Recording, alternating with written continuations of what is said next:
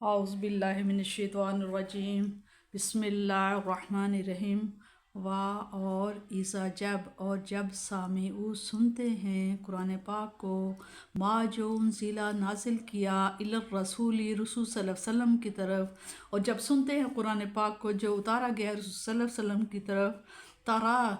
تو دیکھے گا اعینہم ان کی آنکھوں کو تفیدو چھلک رہی ہوتی ہیں ان کی آنکھیں من الدمع آنسوؤں سے، مما جو کہ عرفوا جو کہ انہوں نے پہچان لیا، من الحق کی حق کو، جب انہوں نے حق کو پہچان لیا تو ان کی آنکھوں سے آنسو چھلکنے لگے۔ یقولون کہتے ہیں ربنا اے ہمارے رب، آمنا ہم ایمان لے آئے، فاکتبنا پس ہمیں لکھ دے، مع الشاہدین اسلام کی صداقت کی گواہی دینے والوں میں ہمیں لکھ لے۔ وما اور کیا وجہ لانا ہمارے لیے کیا وجہ ہوگی کہ لا نؤمنو کہ ہم نہ ایمان لائیں باللہ اللہ پر، اور کیا وجہ ہے کہ ہم ایمان نہ لائیں اللہ پر، وما اور جو جانا آ چکا ہے ہمارے پاس من الحق حق سچ، ونطمع حالانکہ ہم امید کرتے ہیں ان یدخلنا کہ داخل فرمائے گا ہمیں ربنا ہمارا رب مع القومی اس قوم کے ساتھ الصالحین جو نیک لوگ ہیں، فاصابہم اللہ پس عطا فرمائے گا انہیں اللہ تعالیٰ بما جو قالو جو کہتے ہیں، جنتن کے باغ ہیں تجری چلتی ہیں من تحتہا ان کے نیچے انہار نہریں، خالدینہ وہ ہمیشہ ہمیشہ فیہا ان نہروں میں ان جنت میں رہیں گے، وذالک یہ ہے جزاء یہ جزا ہے معاوضہ ہے محسنین نیکی کرنے والوں کا،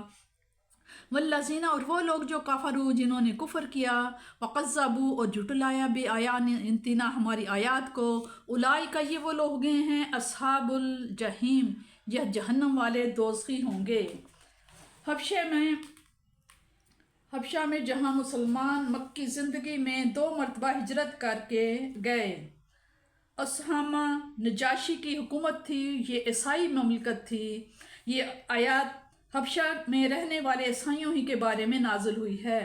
روایت کی روح سے نبی کریم صلی اللہ علیہ وسلم نے حضرت عمر بن امیہ زمری رضی اللہ تعالیٰ عنہ کو اپنا مکتوب دے کر نجاشی کے پاس بھیجا تھا، جو انہوں نے جا کر اسے سنایا۔ نجاشی نے وہ مکتوب سن کر حبشہ میں موجود مہاجرین اور حضرت جعفر بن ابی طالب رضی اللہ تعالیٰ عنہ کو اپنے پاس بلایا اور اپنے علماء کو بھی جمع کر لیا۔ پھر حضرت جعفر رضی اللہ تعالیٰ عنہ کو قرآن کریم پڑھنے کا حکم دیا۔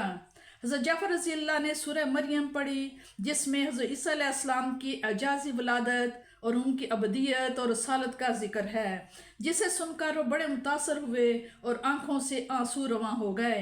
اور ایمان لے آئے۔ بعض کہتے ہیں کہ نجاشی نے اپنے کچھ علماء نبی کریم صلی اللہ علیہ وسلم کے پاس بھیجے تھے، جب آپ نے انہیں قرآن پڑھ کر سنایا تو بے اختیار ان کی آنکھوں سے آنسو جاری ہو گئے اور ایمان لے آئے۔ آیات میں قرآن کریم سن کر ان پر جو اثر ہوا اس کا نقشہ کھینچا گیا ہے اور ان کے ایمان لانے کا تذکرہ ہے۔ قرآن کریم میں بعض اور مقامات پر اس قسم کے عیسائیوں کا ذکر کیا گیا ہے۔ اہل کتاب میں کچھ ایسے لوگ بھی ہیں جو اللہ پر اور اس کی کتاب پر جو تم پر نازل ہوئی اور اس پر جو ان پر نازل ہوئی ایمان رکھتے ہیں اور اللہ کے آگے عاجزی کرتے ہیں۔ حدیث میں آتا ہے کہ جب نبی کریم صلی اللہ علیہ وسلم کو نجاشی کی موت کی خبر پہنچی تو آپ نے صحابہ سے فرمایا کہ حبشے میں تمہارے بھائی کا انتقال ہو گیا ہے، اس کی نماز پڑھو۔ چنانچہ ایک صحرام نے آپ نے اس کی نماز جنازہ غائبانہ ادا فرمائی۔ حدیث میں آتا ہے ایک شخص نبی صلی اللہ علیہ وسلم کی خدمت میں حاضر ہوا اور آ کر کہا کہ اے اللہ کے رسول صلی اللہ علیہ وسلم، جب میں گوشت کھاتا ہوں تو نفسانی شہوت کا غلبہ ہو جاتا ہے، اس لیے میں نے اپنے اوپر گوشت حرام کر لیا ہے، جس پر یہ آیت نازل ہوئی۔ اسی طرح سبب نزول کے علاوہ دیگر روایات سے ثابت ہے کہ بعض صحابہ زہد و تقوی کی غرض سے بعض حلال چیزوں سے اجتناب کرنا چاہتے تھے۔ نبی کریم صلی اللہ علیہ وسلم کے علم میں جب یہ بات آئی تو آپ نے انہیں منع فرمایا۔ حضرت عثمان بن مظعون رضی اللہ تعالیٰ عنہ نے بھی اپنی بیوی سے کنارہ کشی اختیار کی ہوئی تھی۔ ان کی بیوی کی شکایت پر آپ نے انہیں بھی اس کنارہ کشی سے روکا۔ اسی طرح